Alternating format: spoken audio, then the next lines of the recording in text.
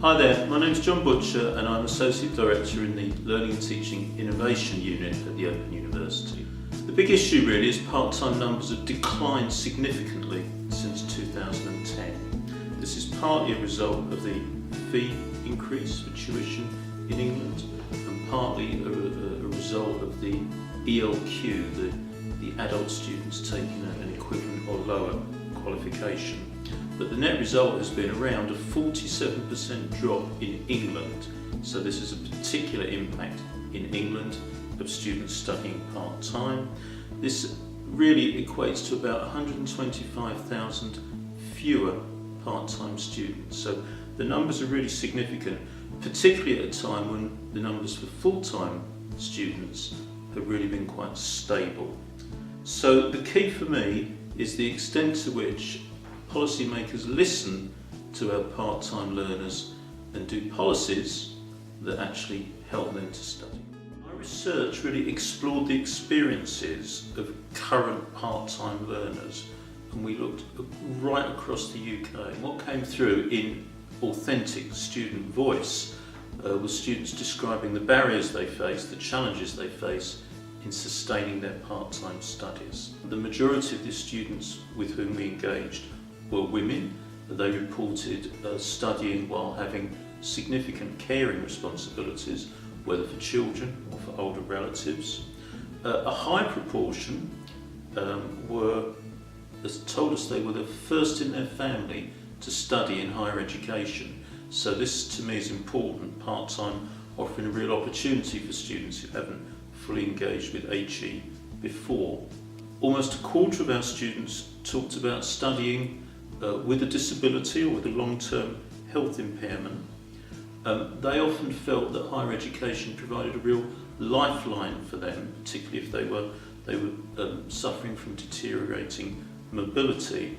And really interestingly, those part-time students with a disability were twice as likely to have the entry qualifications to get into a traditional university, so they really needed the flexibility.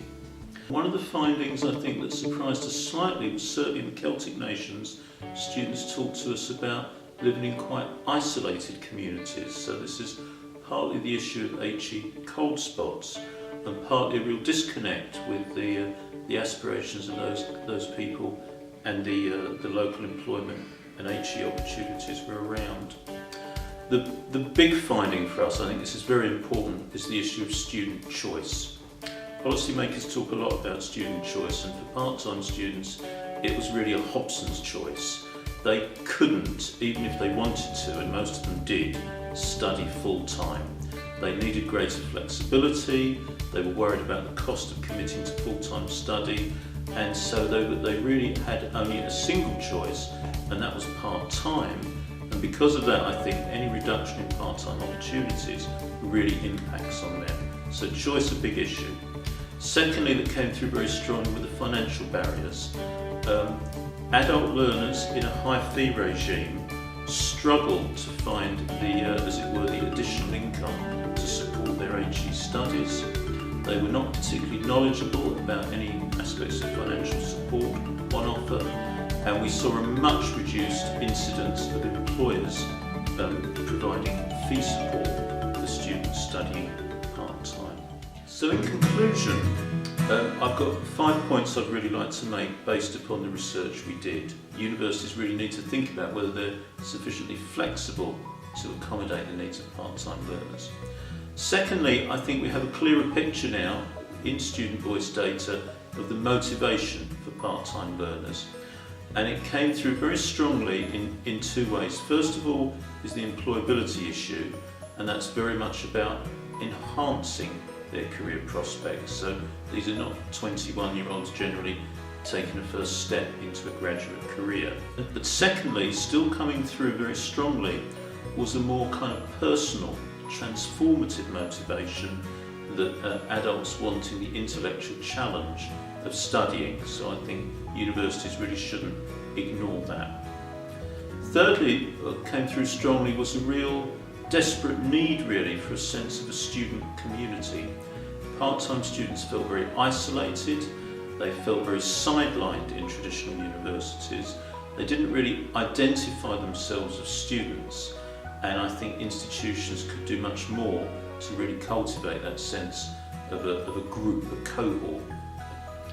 The fourth one, and I think this is desperately important, is the inadequacy of the information, advice and guidance that is available for part-time learners. There's a plethora of information, very good information, aimed at full-time learners. For part-time learners it's much more difficult to find. Students told us they were still very confused about financial support that was available for them. They were very unknowledgeable really about qualifications pathways, and I think this is something that would really help if that could be improved.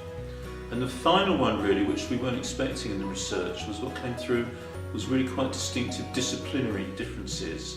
So the experience, and they tended to all be blokes, the experience of a 30-year-old bloke doing an IT-based part-time HE course was very different from perhaps a woman in her 50s undertaking study in the arts, which she'd been kind of prevented from doing when she was 18. So I think an acknowledgement of those disciplinary differences could be important as well.